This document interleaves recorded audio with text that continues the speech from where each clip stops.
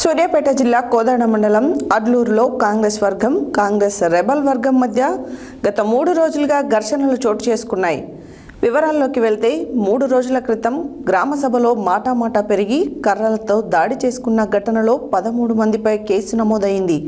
గత రాత్రి మరోసారి సర్పంచ్ గువ్వల శిరీష మామ గువ్వల రామ కోటయ్యపై ఉప సర్పంచ్ ఉసిరికాయల శిరీష భర్త కొండలు వర్గం 15 మందితో కలిసి రహదారిపై కాపుగాసి కర్రలు ఇనుప రాడ్లతో దాడికి దిగారు.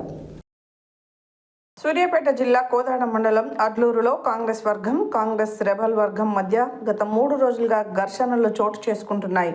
వివరాల్లోకి వెళ్తే 3 రోజుల క్రితం గ్రామ సభలో మాటామాటా పెరిగి కర్రలతో దాడి చేసుకున్న ఘటనలో 13 మందిపై కేసు నమోదైంది.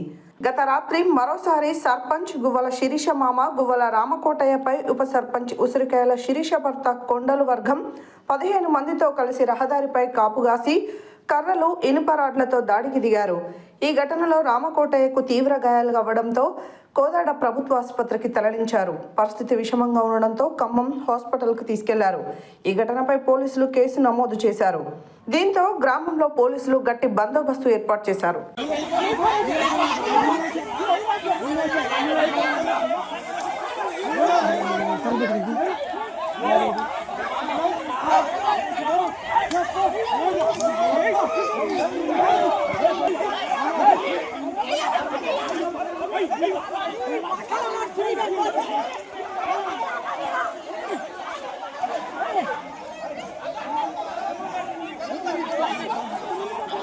పక్కా బాబు